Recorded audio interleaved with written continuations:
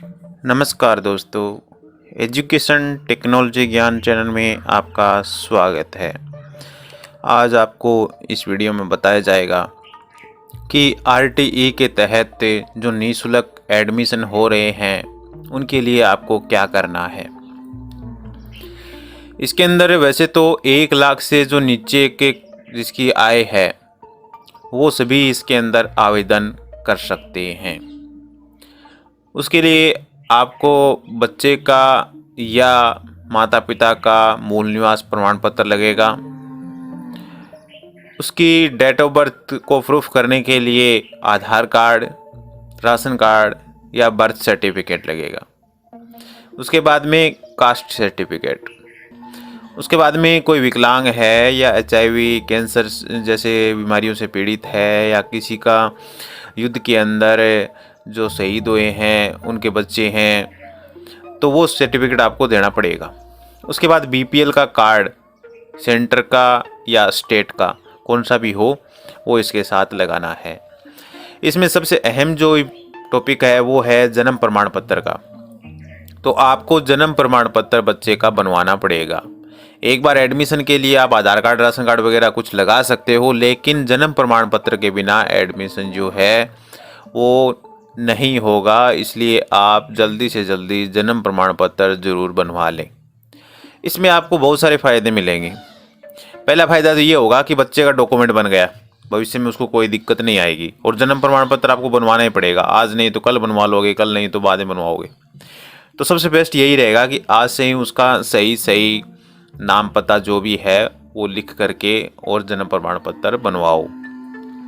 उसके बाद ध्यान ये रखना है कि जैसे बच्चे के पिता का नाम में जो उसकी, जैसे बच्चे का पिता मान लो 10वीं पढ़ा हुआ है, उसकी मम्मी भी 10वीं पढ़ी हुई है, ठीक है, तो उसकी मम्मी की मार्कशीट के अंदर जो 10वीं की मार्कशीट में उसका जो नाम है उसकी मम्मी का, वही नाम बच्चे की माता के आगे नाम आना चाहिए। उसके पिता की मार्कशीट के अंदर उसके पिता का जो भी नाम है वही बच्चे के पिता के आगे नाम आना चाहिए। नहीं तो क्या करते हैं कि बहुत सारे लोग बच्चे का नाम लिखवा दिया, उसकी मम्मी का नाम जैसे मान लो सीता है, 10वीं की मार्कशीट में वो पढ़ी लिखी है तो उसका नाम उसकी मार्कशीट में सीता है, लेकिन उसके बच्चे के नाम पे जैसे लगाओगे तो सीता देवी लगाओगे, तो ये इसमें मिस प्रिंट हो जाएगा। ठीक है, तो इस प्रकार की कोई भी गलती आपको नहीं करना है। जैसे उसके पिता का नाम राम सिंह है, ठीक है, लेकिन वहाँ जब बच्चे का जन्म प्रमाण पत्र बनाते हो तो उस वहाँ पे क्या लगा देते हो, राम सिंह, आगे स्पेस दे दिया या और कुछ भी इसमें मिस्टेक कर दी, या फिर राम सिंह आगे जाति लगा दोगे, तो वो स्थिति आपको नहीं करनी है। कहने का अर्थ ऊपर से लेके नीचे तक सभी डॉक्यूमेंट एक जैसे बनेंगे तो भविष्य में कुछ भी परेशानी नहीं होगी, क्योंकि आगे आने वाले टाइम में सारा कंप्यूटराइज होगा सिस्टम में। तो उसमें आपको यदि इस प्रकार की कोई भी समस्या आपके सामने रहती है मिसप्रिंट नाम वाली, तो आपको एफिडेविट देना पड़ता है, वकीलों के चक्कर काटने पड़ते हैं, या मतलब कहने का बहुत सारी समस्याएं आती हैं। तो यदि ये अभी जन्म प्रमाण पत्र बना लोगे और जैसे मैंने बताया वैसे बनवाओगे तो आपको कभी कोई दिक्कतें नहीं आएगी। इसमें ये मैंने आपको बता ही दिया, जन्म प्रमाण पत्र मेन है। उसके बाद बच्चे का आधार कार्ड, जन्म प्रमाण पत्र बनाओगे तो ही उसका आधार कार्ड बनेगा। तो इसमें जैसे जन्म प्रमाण पत्र उसकी पहली सीडी हो गई और जन्म प्रमाण पत्र में जो भी डाटा है उसी के आधार पर उसका आधार कार्ड बन गया। फिर यही इसी डाटा के आधार पर उसका स्कूल में एडमिशन हो गया और इसी डाटा के आधार पर उसका जन आधार कार्ड बन गया। तो कहने का अर्थ पूरा डिटेल एक जैसा होगा। और एक बात और ध्यान रखना, जाति प्रमाण पत्र और मूल निवास में नियम चेंज कर दिया गया है। जो उसके जन आधार कार्ड के अंदर डॉक्यूमेंट के अंदर जो भी नाम होगा वही उसके जाति और मूल निवास के अंदर प्रिंट होगा। तो सबसे इम्पोर्टेंट यही टॉपिक है कि इसके अंदर आप जन्म प्रमाण पत्र व आधार कार्ड के आधार पर जन आधार कार्ड के अंदर नाम अपडेट करवाएं और उसके बाद में उसका जाति मूल निवास बनेगा। तो सभी डॉक्यूमेंट एक दूसरे से लिंक हुए या नहीं हुए, तो सभी डॉक्यूमेंट एक दूसरे से लिंक होते हैं। इसलिए सबसे पहले आपको क्या करना है, जन्म प्रमाण पत्र बनवाना है, फिर आधार कार्ड बनवाना है बच्चे का। आधार कार्ड बनने के बाद में आपको क्या करना है, जन आधार कार्ड में उसका नाम ऐड करवाना है। जन आधार कार्ड में नाम ऐड हो जाएगा, उसके बाद उसके बनेंगे जाति प्रमाण पत्र और मूल निवास। ये डॉक्यूमेंट एक बच्चे के एक साथ तैयार करवाओ। उसके बाद में पिता का आय प्रमाण पत्र लगेगा, बच्चे की फ़ोटो लगेगा और उसका राशन कार्ड में नाम जुड़वाना है। अभी तो राशन कार्ड के अंदर नाम जोड़ना अभी फ़िलहाल राजस्थान के अंदर बंद है, तो जैसे ही ये स्टार्ट होता है तो उस कंडीशन में राशन कार्ड में नाम भी इसका जुड़वाना ज़रूरी होगा। तो राशन कार्ड में नाम तभी जुड़ेगा जब आप सही डाटा संपूर्ण रूप से एक जैसा ही रखोगे, तो कहीं पर भी स्पेस का, बड़ी छोटी मात्रा का कहीं पर भी गलती नहीं करवाना है, क्योंकि बच्चे की नींव जो है यहीं से स्टार्ट होने वाली है। पहली क्लास में आप एडमिशन करा रहे हो, आगे लाइफ टाइम तक उसका यही रिकॉर्ड रहने वाला है। इसलिए इस वीडियो को मैं जोर दे के या दबाव दे के इस प्रकार से बना रहा हूँ ताकि भविष्य में उनके परिवार को कोई समस्या न हो, बच्चे को कोई समस्या न हो। इसलिए आप ये वीडियो पूरा देखें, और ये वीडियो देख लोगे तो आपका 10-15 मिनट लगेगा, लेकिन डॉक्यूमेंट जो हैं वो पूरी तरीके से सही बनेंगे। इसके बाद में जो दुर्लभ वर्ग के बच्चे हैं उनके परिवार की आय जो है वो 2.5 लाख से ज़्यादा नहीं होनी चाहिए, और अभिभावक का जो निवास प्रमाण पत्र यानी मूल निवास वगैरह लगाना है।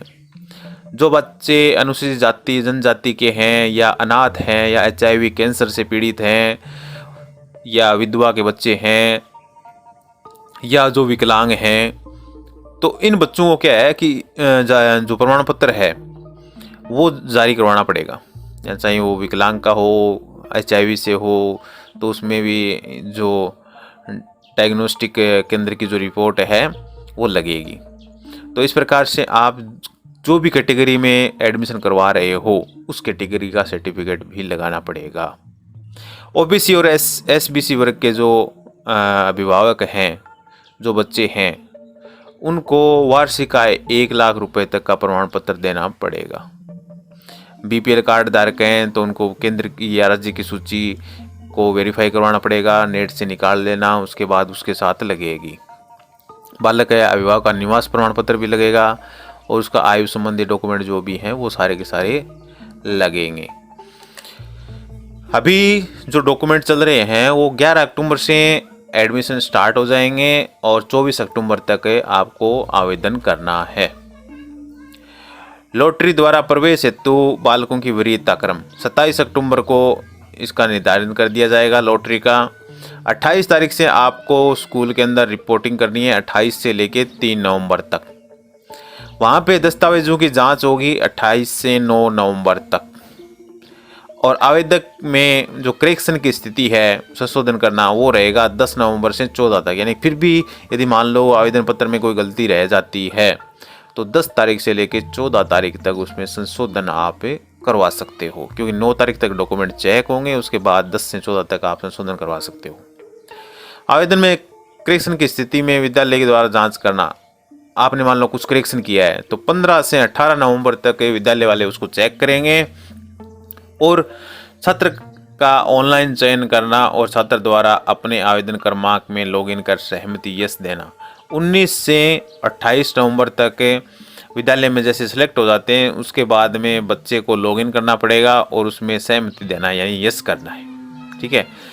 और अन्य जो शेष रिक्त रही जो सीटें हैं वो 30 नवंबर 2021 को आवंटित करना। तो ये इस प्रकार से इनकी जो प्रारूप है, प्रोग्राम है, वो है, इसके अनुसार सारा कार्य होने वाला है।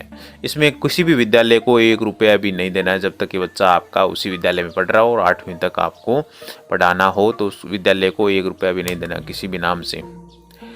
उम्र की जो काउंटिंग है वो 31 मार्च 2021 के अनुसार होगी। उम्र कम से कम 5 वर्ष और अधिकतम 7 वर्ष। कुछ विद्यालयों में जैसे नर्सरी वगैरह कुछ चलाते हैं तो वहाँ पे 3 साल, 4 साल, 5 साल अलग अलग रहती है, तो वो आप विद्यालय से संपर्क करके ये पूछ सकते हैं कि आपके विद्यालय में कितनी एज है बच्चों की, तो उसके हिसाब से वो सिलेक्ट कर सकते हो, वो विद्यालय आपको मिल जाएगा। कम से कम 5 विद्यालयों का चयन करना है। अनुचित और गलत जानकारी आपको बिल्कुल भी नहीं भरना है। किसी प्रकार की आप अनुचित या गलत जानकारी भरते हो तो उसमें आपकी जिम्मेवारी रहेगी। सूचना से लेकर चैनल को सब्सक्राइब कर दें, लाइक कर दें, और इसी प्रकार के वीडियो आपको मिलते रहेंगे। Thank you.